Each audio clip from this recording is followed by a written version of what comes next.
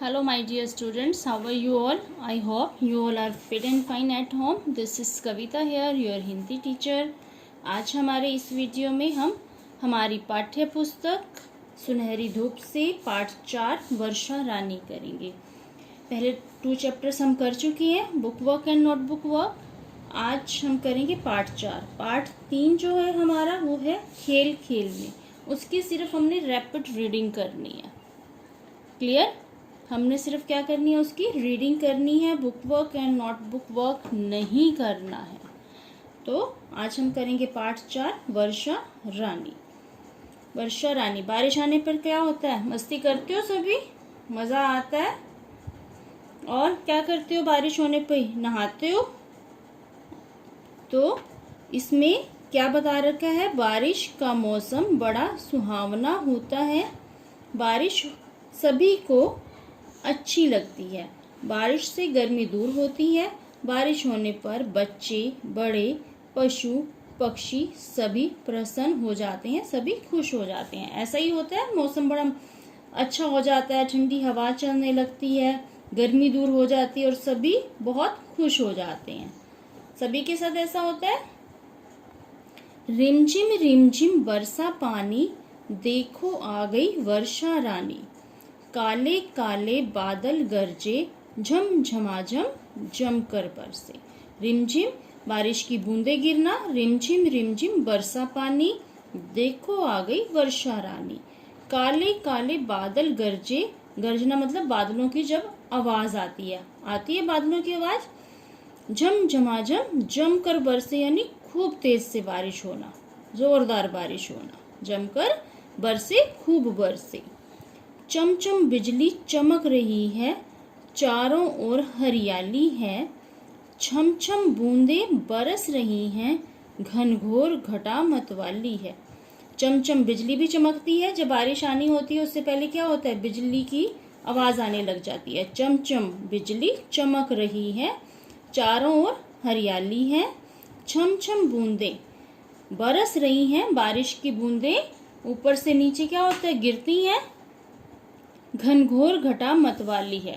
घनघोर घटा काले काले बादलों का छा जाना, घनघोर घटा मतवाली है। भर गए सारे ताल तलैया, मेंढक गीत सुनाते हैं। यहाँ पे मेंढक में ध्यान दीजिए, साइड में बिंदी नहीं लगाई है, मेढक लिखा हुआ है। आपने यहाँ पर बिंदी लगानी है खुद से। मेंढक गीत सुनाते हैं, सोंधी मिट्टी महक रही है, पेड़ खड़े मुस्काते हैं। भर गए सारे ताल तलैया, क्या होता है? छोटे छोटे हमारी सड़कों के आसपास खड्डे बने होते हैं, वो भी भर जाते हैं। छोटे छोटे तालाब बोलते हैं वैसे, ताल तलैया छोटे तालाब। बट क्या होता है कि सड़क के आसपास जहाँ पे भी कच्ची जमीन होती है, खड्डा होता है, तो वो भी भर जाते हैं। मेंढक गीत सुनाते हैं, मेंढक की आवाज आने लग जाती है, वो भी गीत सुनाते हैं। सोंधी, सोंधी मतलब सुगंधित, मिट्टी की खुशबू आने लग जाती है जब बारिश होती है, सुगंधित खुशबू होती है, महकती हुई खुशबू होती है। सोंधी मिट्टी महक रही है, पेड़ खड़े मुस्काते हैं। मैं भी आऊं तुम भी आओ। तो बच्चे क्या कह रहे हैं कि मैं भी आऊं तुम भी आओ, बारिश में सब खूब नहाओ। कागज की सब नाव बनाओ, मिलकर पानी में तैराओ। कागज की नाव बनाकर पानी में तैराने को बच्चे कह रही हैं। खुद भी कह रही है कि मैं भी आऊं और तुम भी आओ, सब मिलकर बारिश में नहाएं और कागज की नाव बनाकर मिलकर पानी में तैराएं। तो ये है हमारी कविता वर्षा रानी।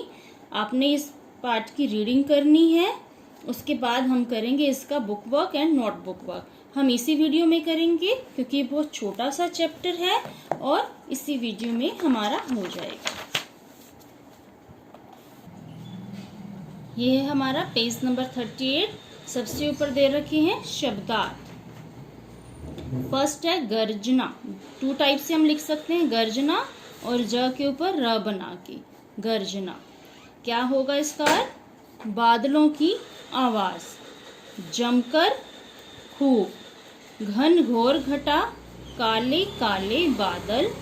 तलैया, पानी के छोटे तालाब। सोंधी सुगंधित, सोंधी सुगंधित। नाउ पाठ को समझें, कविता की पंक्तियां पूरी करो। ये कविता आपने अच्छे से रीड करनी है, समझना है, उसके बाद ही आप कविता की पंक्तियां पूरी कर सकोगे। कविता की पंक्तियां पूरी करो। भर गए ताल तलैया, मेंढक गीत सुनाते हैं, सौंधी मिट्टी महक रही है, पेड़ खड़े मुस्काते हैं। क्वेश्चन नंबर 2 मौखिक, आपने इसको लर्न करना है, या बुक में आप आंसर लिख सकते हो, नोटबुक में नहीं लिखना। कविता में किस ऋतु के बारे में बताया गया है? वर्षा ऋतु। वर्षा ऋतु के बारे में बताया है, तो क्या लिखेंगे हम? वर्षा ऋतु। वर्षा होने पर चारों ओर का वातावरण कैसा हो जाता है? सुहावना। कैसा हो जाता है? सुहावना। अब ये है लिखित में प्रश्न उत्तर, जो कि हमने अपनी नोटबुक में लिखनी है। मेंढक क्या कर रहे हैं?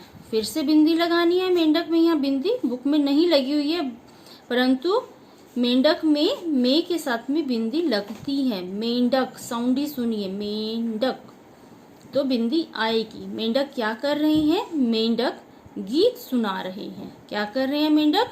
मेंढक गीत सुना रहे हैं। है पे बिंदी। क्वेश्चन नंबर 2 आप बारिश होने पर क्या करते हैं? बारिश होने पर हम खूब मस्ती करते हैं, बारिश में हम नहाते हैं और कागज की नाव बनाकर पानी में तैराते हैं। आई रिपीट, ध्यान से सुनिए आंसर को और उसके बाद आपने अपनी नोटबुक में लिखना है। बारिश होने पर हम खूब मस्ती करते हैं पे बिंदी, पूर्ण विराम। फिर बारिश में हम नहाते हैं और कागज की नाव बनाकर पानी में तैराते हैं। क्लियर? सिर्फ 2 ही क्वेश्चन है नोटबुक में लिखने के लिए, तो आपने इसको नोटबुक में लिखना है। नाउ नेक्स्ट पेज, ये है हमारा नेक्स्ट पेज, पेज नंबर 39। समान तुक वाले शब्द लिखो। समान तुक यानी कि जो लास्ट में वर्ड लिखा होता है, शब्द होता है, उसी शब्द से मिलते जुलते हुए शब्द लिखने हैं। पानी, रानी, काला, माला, और, मोर, बरस, तरस, ताल, साल, महक, चहक। तो आपने देखा कि लास्ट वाला जो इसमें वर्ण है, जो अक्षर है, वो सेम है। आप अपनी मर्जी से भी लिख सकते हैं, जरूरी नहीं है कि आपने सेम ऐसे ही लिखने हैं। आपको खुद से कोई वर्ड ध्यान आ रहा है, कोई शब्द ध्यान आ रहा है, तो आप अपनी मर्जी से भी लिख सकते हैं। उसके बाद है पढ़ो, समझो और लिखो। तो ये क्या दे रखी है? हमारे वर्ण विच्छेद। हम वर्णमाला चैप्टर कर चुके हैं पहले, तो यहाँ पर शब्द दे रखे हैं और आपने क्या करना है? इनका वर्ण विच्छेद करना है। देखिए, र आ की मात्रा, न और बड़ी की मात्रा। र के नीचे हलंत, एक तिरछी सी रेखा, इसको हलंत बोलते हैं। जब भी हम व्यंजन लिखते हैं, वर्ण विच्छेद करते हैं, तो उसके नीचे क्या लगाते हैं? हलंत। प्लस आ प्लस न हलंत प्लस बड़ी, क्योंकि यहाँ पे बड़ी की मात्रा लगी हुई है। अब देखिए गीत, गीत का ग लिखा हुआ है, हलंत लगा हुआ है। अब कौन सी की मात्रा है यहाँ पे? बड़ी।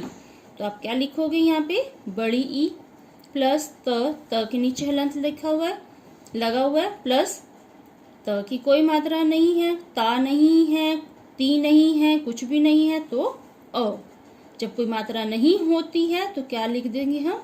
अ। बिजली, तो हमने व्यंजन लिखना है, ब के नीचे हलंत प्लस ई, छोटी ई की मात्रा है, ई प्लस ज के नीचे फिर हलंत प्लस अ, क्योंकि ज की कोई मात्रा नहीं लगी हुई है, प्लस ल के नीचे हलंत प्लस बड़ी ई। तलैया, त के नीचे हलंत प्लस अ प्लस ल पे बड़े ए की मात्रा है, तो यहाँ पे बड़ा ए बना देंगे, ए प्लस य प्लस आ। तो ये है हमारा पाठ 4 वर्षा ऋतु। बहुत छोटा सा चैप्टर है, तो आपने अब सबसे पहले क्या करना है? इसकी रीडिंग करनी है, समझना है पाठ को। उसके बाद आपने इसका बुक वर्क करना है। बुक वर्क बहुत छोटा सा है। देखिए, कविता की पंक्तियां पूरी करो, ध्यान दो, कविता की पंक्तियां पूरी करो। उसके बाद क्वेश्चन पे है ये समान तुक वाले शब्द पढ़ो, समझो और लिखो। सिर्फ 3 क्वेश्चंस हैं आपके। और देन हमने करना है नोटबुक वर्क। ध्यान दीजिए सभी, नोटबुक वर्क सबसे पहले हम पाठ नंबर लिखेंगे, फिर पाठ का नाम लिखेंगे। क पाठ श्रुतलेख, कोई भी 10 श्रुतलेख आपने लिखने हैं। जो भी आपको इसमें कठिन शब्द लग रहे हैं वो श्रुतलेख के माध्यम से कोई भी 10 आपने लिखने हैं। देन सेकंड पेज ख पाठ आपने शब्दार्थ लिखने हैं, जो कि हैं हमारे 5 शब्दार्थ हैं, आपने वो लिखना है। देन नेक्स्ट पेज ग पाठ प्रश्न उत्तर, तो आपके सिर्फ 2 प्रश्न उत्तर हैं, आपने 2 प्रश्न उत्तर लिखने हैं। पहला लिखने के बाद जब पहले का उत्तर लिख लोगे फर्स्ट का, उसके बाद लाइन लेफ्ट करने के बाद आप सेकंड स्टार्ट करेंगे, लास्ट में समाप्त लिखना है। I hope clear to all. Thank you.